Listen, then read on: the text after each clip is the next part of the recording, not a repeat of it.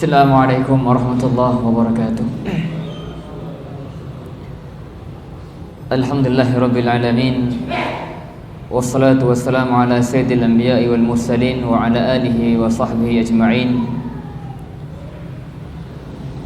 Subhanaka la ilma lana illa ma 'allamtana innaka antal alimul hakim. Rabbi shrah li sadri wa yassir li amri wahlul 'uqdatam min lisani yafqahu qawli.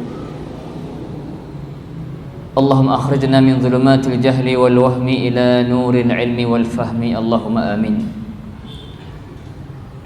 Ikhwati fillah, rahimakumullahu jami'an. Alhamdulillah, segala puji bagi Allah Subhanahu wa taala yang telah memudahkan langkah kita, menggerakkan hati kita untuk bisa hadir di tempat yang mulia ini dalam rangka bersama belajar seputar agama kita yang mulia. Semoga Allah Ta'ala senantiasa curahkan kepada kita semuanya ilmu yang bermanfaat, ilmu yang melahirkan ketundukan kita kepada Allah, ilmu yang menumbuhkan rasa khasyah kita kepada Allah, ilmu yang bermanfaat bagi kehidupan dunia dan akhirat kita. Amin ya rabbal alamin. Ikhwati fillah rahimakumullah jami'an. Insyaallah pada pagi yang cerah ini kita akan bersama menyimak beberapa faidah dari beberapa ayat Al-Quranil Karim, yaitu di surat At-Taubah ayat 20 sampai 22. Allah Jalla wa Ala berfirman, ba'da a'udzu billahi minasyaitonir rajim, alladzina amanu wa hajaru wa jahadu fi sabilillah bi amwalihim wa anfusihim a'zamu darajatan 'indallah wa ulaika humul faizun. Yubashshiruhum rabbuhum bi rahmatin minhu wa ridwan wa jannatin lahum fiha na'imun muqim khalidina fiha abada innallaha 'indahu ajrun 'azim. Yang artinya orang-orang yang beriman dan berhijrah serta berjihad di jalan Allah dengan harta dan jiwa mereka adalah lebih tinggi derajatnya di sisi Allah. Mereka itulah orang-orang yang memperoleh kemenangan. Tuhan mereka menggembirakan atau memberikan kabar gembira kepada mereka berupa rahmat, keridhaan dan surga yang mereka kekal di dalamnya. Mereka kekal di dalamnya selama-lamanya. Sungguh di sisi Allah terdapat pahala yang besar. Ikhwati fillah wa fadlayakum, ayat yang mulia ini mengandung banyak faidah yang bisa kita petik. Di antaranya yang pertama, bahwa iman adalah syarat utama diterimanya amal soleh. Kalau kita perhatikan bahwa ayat ini masih berkaitan erat dengan ayat sebelumnya, yaitu ayat 19, di mana disebut oleh para mufassirin bahwa ada sebagian orang musyrikin dahulu, mereka menyamakan perbuatan mereka berupa mereka biasa memberikan minum orang-orang yang berhaji, mereka mengurus Masjidil Haram. Mereka mengira bahwa perbuatan mereka ini sama saja dengan perbuatan orang-orang yang beriman dan berhijrah, padahal mereka masih dalam kondisi musyrik. Bayangkan oleh kita, mereka musyrikin, ya musyrikin, tapi mereka memiliki amal soleh mungkin dalam pandangan kita. Apa itu? Biasa memberikan minum orang yang berhaji. Jamaah haji mereka biasa memberi minum kepada mereka dari air Zam-Zam. Juga mereka memakmurkan masjid secara zahir, mengurusnya, membersihkan dan menjaganya. Menurut mereka amal mereka ini amal yang besar, sehingga mereka katakan sama saja amal kami dengan amal mereka yang beriman dan berhijrah. Kemudian turunlah ayat yang ke-19. Allah berfirman, aja'altum siqayatal hajji wa imaratal masjidil haram kaman amana billahi wal yaumil akhir wa jahada fi sabilillah. Apakah kalian itu menyamakan antara orang-orang yang memberi minum orang jamaah haji dan mengurus Masjidil Haram sama seperti orang yang beriman pada Allah, hari akhir dan berhijrah? Allah katakan, la yastawuna indallah. Tentu tidak pernah sama derajat mereka, amal mereka di sisi Allah. Kenapa? Karena orang-orang musyrikin, meskipun tampaknya mereka mengurus Masjidil Haram, mereka beri minum para jamaah haji, tapi karena mereka tidak punya iman, tidak dibangun dia keimanan, maka semua itu tak ada gunanya, tak ada nilainya sama sekali. Makanya kalau kita perhatikan banyak ayat yang memberikan penjelasan lebih gamblang bahwa amal-amal baik yang mereka kerjakan, atau orang kafir, orang munafik, orang-orang musyrikin, itu tak ada nilainya sama sekali. Mau berapa banyak infak ataupun uang yang mereka berikan untuk orang-orang, membantu orang-orang yang melarat misalnya, sama sekali tidak bermanfaat untuk mereka, tidak diterima oleh Allah Ta'ala. Limadha? Kenapa? Karena mereka tidak beriman. Allah berfirman di surat Taubah misalnya ayat 54, وَمَا مَنَعَهُمْ أَن تُقْبَلَ مِنْهُمْ نَفَقَاتُهُمْ إِلَّا أَنَّهُمْ كَفَرُوا بِاللَّهِ وَبِرَسُولِهِ. Dan yang menghalangi mereka diterima infak-infak mereka adalah karena mereka kafir, ingkar kepada Allah dan Rasulnya. Allah berfirman, "Man amila salihan min dzakarin aw untha wa huwa mu'min." Barang siapa yang beramal soleh, baik dari kaum laki-laki maupun perempuan, wa huwa mu'min, sedangkan dia dalam kondisi iman, falanuhyiyannahu hayatan thayyibah, baru ada buahnya, Allah akan berikan dia kehidupan yang baik. Allah pun berfirman dia yang lain, wa man aradal akhirata was'a la sa'yaha wa huwa mu'min. Dan barang siapa yang menghendaki kehidupan akhirat dan berusaha ke arah itu dengan sungguh-sungguh, wa huwa mu'min, sedangkan dia beriman, maka mereka itulah faulaika kana sa'yuhum mashkura, maka mereka itulah orang-orang yang usahanya dibalas dengan baik. Ini faedah yang pertama, bahwa keimanan menjadi syarat utama diterimanya amal seorang hamba. Maka tidak ada istilahnya amal soleh kalau tidak dibangun di atas iman. Meskipun manusia menang itu baik, tapi indallah bukanlah amal soleh. Yang kedua jamaah sekalian, di antara faedah yang bisa kita ambil dari ayat ini adalah bahwa keimanan juga menjadi syarat utama untuk meraih kemenangan hakiki berupa syurga Allah Azza wa Jalla. Karena al-fawz, kemenangan hakiki, al-fawzul azim, al-fawzul kabir, itu dimaknakan dengan makna al-jannah.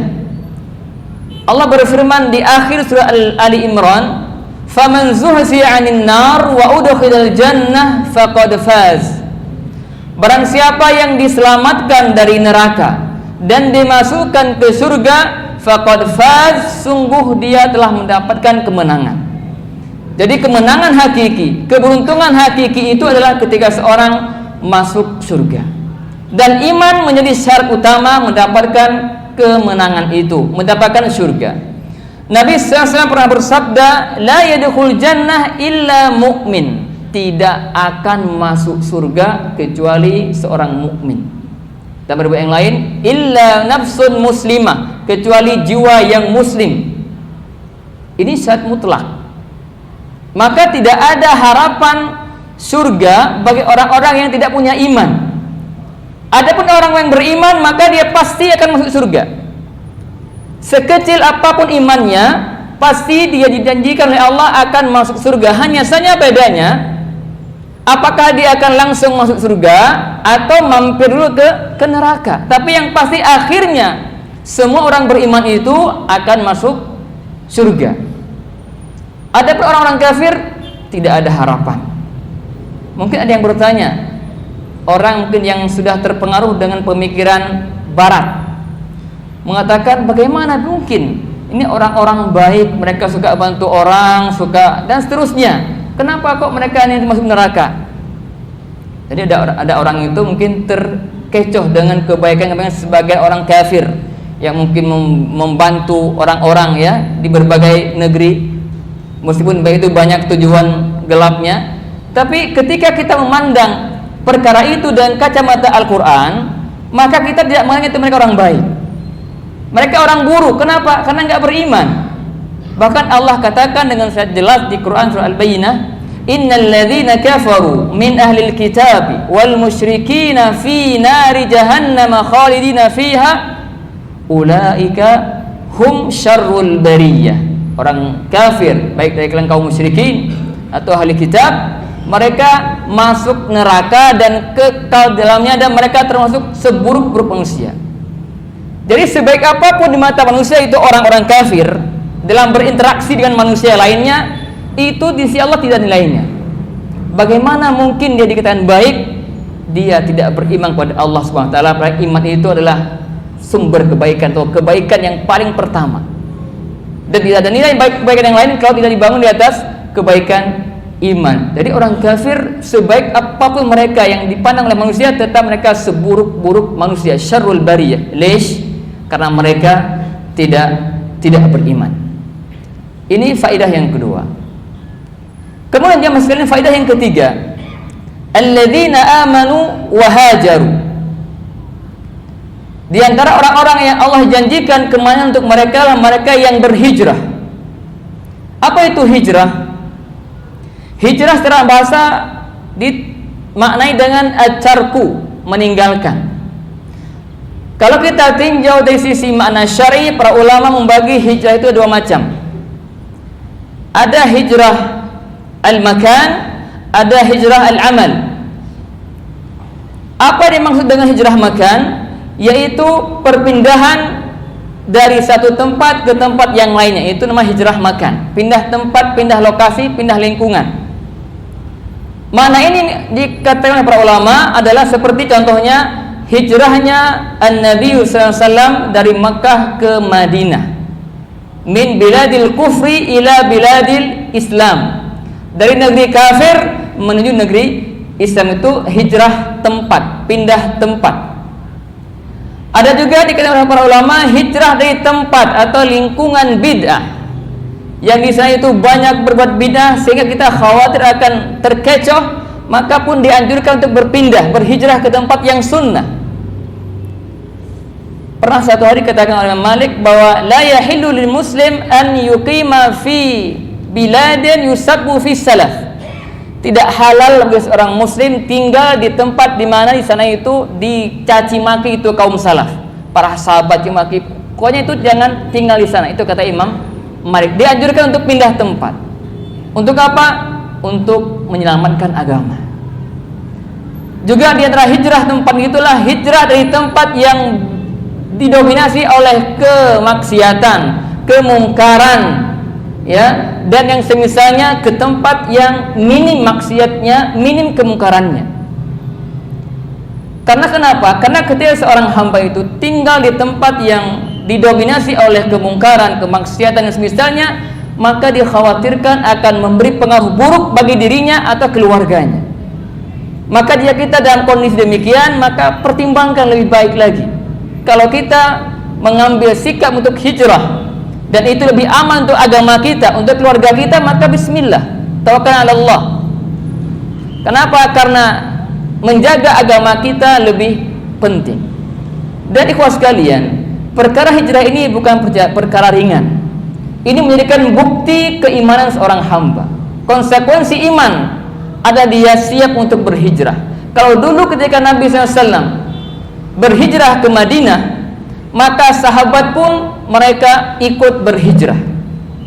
Dan di sini terbukti betapa dahsyatnya iman mereka kepada Nabi SAW. Sehingga meskipun mereka harus meninggalkan hartanya, meninggalkan kampung halamannya dan semisalnya yang mereka mungkin nyaman dengannya, tapi karena ini perintah Allah, ini perintah Rasulullah, mereka siap meninggalkan semuanya. Misalnya contoh singkat saja, Abdurrahman bin Auf. Siapa yang enggak kenal tentang beliau? Beliau sahabat yang di Mekah itu termasuk sahabat kaya raya. Tapi ketika hijrah ternyata beliau meninggalkan semua itu. Beliau sampai ke Madinah sifir, nol. Yang di Mekah beliau orang terkaya, tapi ketika hijrah beliau meninggalkan itu semuanya, dan beliau menjadi orang yang 0% kekayaan di Madinah. Tapi beliau karena lebih memilih Islam, lebih milih keselamatan agamanya, rela meninggalkan dunia itu di belakangnya. Meski beliau berusaha setelah itu menjadi orang terkaya juga di Madinah dengan kejeniusan beliau, kepintaran beliau dalam mengelola bisnis dan seterusnya. Ba'dallah ta'ala beliau menjadi orang yang kaya. Ada lagi contoh yang lain, sahabat Suhaib Ar-Rumi. Juga dia termasuk orang kaya di Mekah. Tapi ketika perintah hijrah datang, beliau pun berangkat. Tapi ternyata ingat, jalan menuju hijrah itu enggak selamanya mulus. Beliau ini radhiyallahu anhu Suhaib Ar-Rumi, ketika beliau berangkat dari Makkah menuju Madinah, ternyata dibuntuti oleh beberapa orang kufar Quraisy. Untuk apa? Mau dihalang-halangi untuk dari hijrah. Ketika sang Suhaib ini mengetahui ada orang yang membuntutinya, lantas dia menghentikan ontanya turun. Dan dia lantas mengatakan, "Ya ma'syar Quraisy, wahai kufar Quraisy, kalian tahu saya ini orang yang paling pintar dalam memanah. Dan kalian gak akan sampai kepada saya sampai saya menghabiskan anak panah yang ada pada saya. Silahkan kalau berani. Atau saya tunjukkan harta saya di kota Makkah dan kalian biarkan aku pergi. Ini pilihannya. Mau membunuh saya, silahkan maju. Tapi tunggu sampai habis dulunya panah yang saya punya. Atau pilihan kedua, saya akan tunjukkan harta saya di Makkah, kalian ambil silahkan. Tapi biarkan saya pergi berhijrah ke Madinah." Dan mereka ternyata mereka memilih mendapatkan harta Suhaib dan diberikan harta, ditunjukkan harta dia, dan Suhaib pun berangkat lanjut ke Madinah. Sampai di Madinah beliau cerita kepada Nabi SAW, Rasulullah, dan seterusnya sampai akhir Nabi mengatakan Rabiha bai' Aba Yahya, kunyahnya Aba Yahya, Rabiha bai' Aba Yahya, sungguh telah beruntung jual belinya Abu Yahya ini. Kenapa? Karena beliau menjual dirinya itu dengan harta. Jadi rela mengorbankan hartanya untuk selamatkan diri dan agamanya. Maka turunlah ayat, "Wa minan nasi may yashri nafsahu ibtigha'a mardatillah."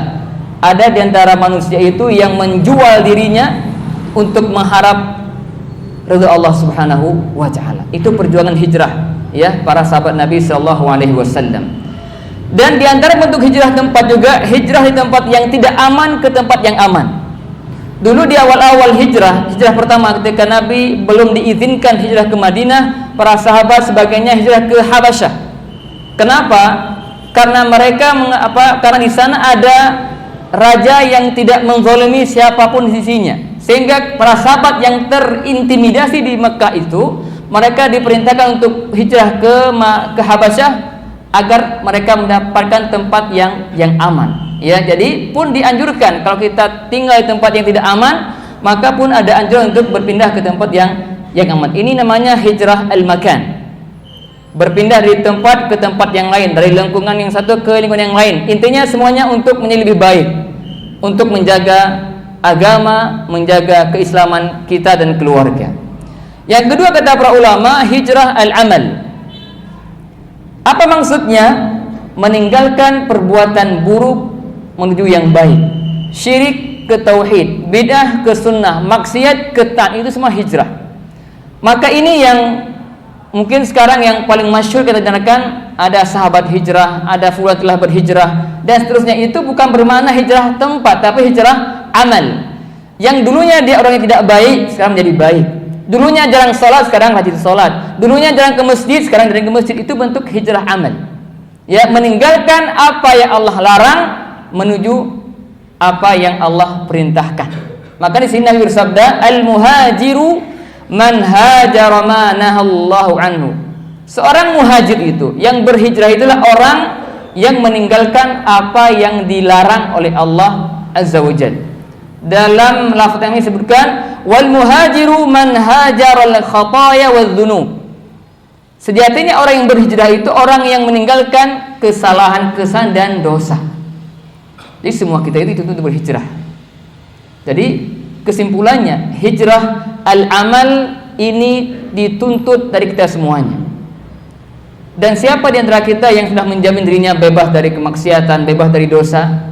Enggak ada yang menjamin barangkali. Semua kita lebih tahu kan kita masing-masing. Maka sentiasa berhijrah kepada Allah Subhanahu wa taala. Jamaah rahimakumullah, yang berikutnya faedah yang lain adalah jihad fi sabilillah tidak terbatas hanya pada jihad perang, tapi lebih luas daripada itu semuanya. Dan ini sering disampaikan oleh para murabbi kita tentang makna jihad dalam makna umum ya yang kita pahami bersama. Tapi Ibnu Qayyim mengatakan al-jihadu arba' maratib. Jihad itu ada 4 tingkatan. Yang pertama jihadun nafsi, yang kedua jihadul syaitan, yang ketiga jihadul kufar, dan yang keempat jihadul munafiqin. Fa jihadun nafsi arba'u maratib aidan, dan jihad nafs itu menjihadi diri kita sendiri ini ya yang ada di diri kita itu ada 4 tingkatan. Yang pertama kata beliau ihdaha an yujahida ala ta'allumil huda wa dinil haq. Dia berjihad memaksakan dirinya untuk belajar hidayah, belajar Islam. Jadi jangan dikira untuk duduk di tempat ini itu jangan dikira enggak butuh perjuangan, butuh perjuangan. Kita berjuang untuk mengalahkan ego kita, mengalahkan nafsu kita yang inginnya rehat nyantai. Butuh perjuangan. Jihadun nafsi yang pertama menjihad diri kita untuk belajar agama.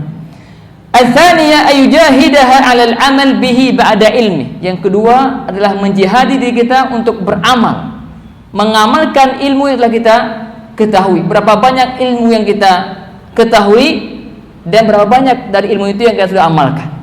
Jangan dikira juga gampang. Beramal itu enggak gampang, butuh perjuangan.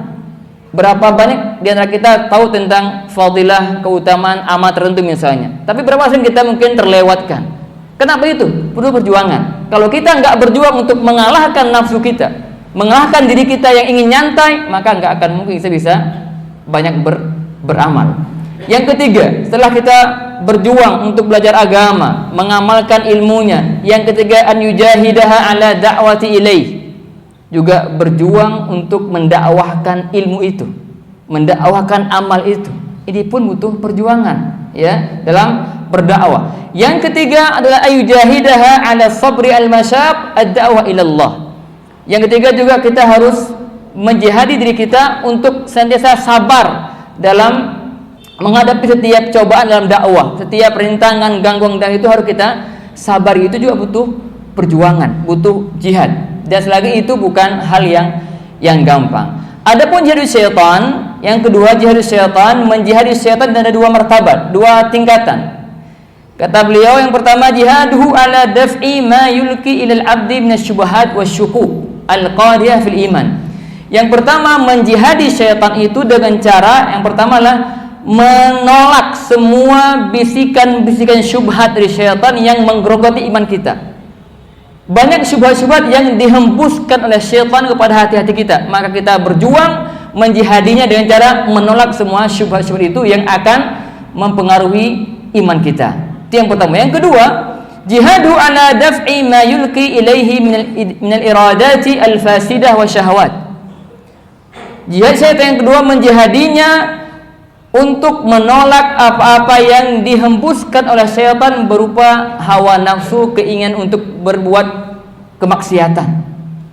Jika ada hembusan dari syaitan ke hati kita untuk bermaksiat, maka jihadi, tolak itu semuanya dengan maksimal. Itu jihad syaitan namanya. Menolak semua hembusan-hembusan syaitan, baik itu berupa syubhat maupun hawa nafsu yang melanggar, maka itu bagian dari jihad dalam Islam. Kemudian yang berikutnya jihadul kuffar wal munafiqin, yaitu dilakukan dengan 4 level. Pertama bil qalbi wal lisani wal mali wal nafsi. Menjihadi mereka itu dengan orang-orang kafir bil qalbi. Jihad mereka dengan hati itu artinya membenci kekafiran mereka, membenci kemunafikan mereka. Wabil lisan, mendakwahkan mereka dengan lisan, menyampaikan taujihat, arahan kepada mereka. Wal mal, menginfakkan harta dalam mendakwahkan mereka. Itu bagian dari dakwah kepada orang kafir dan munafikin. Wan nafs, dan dengan jiwa.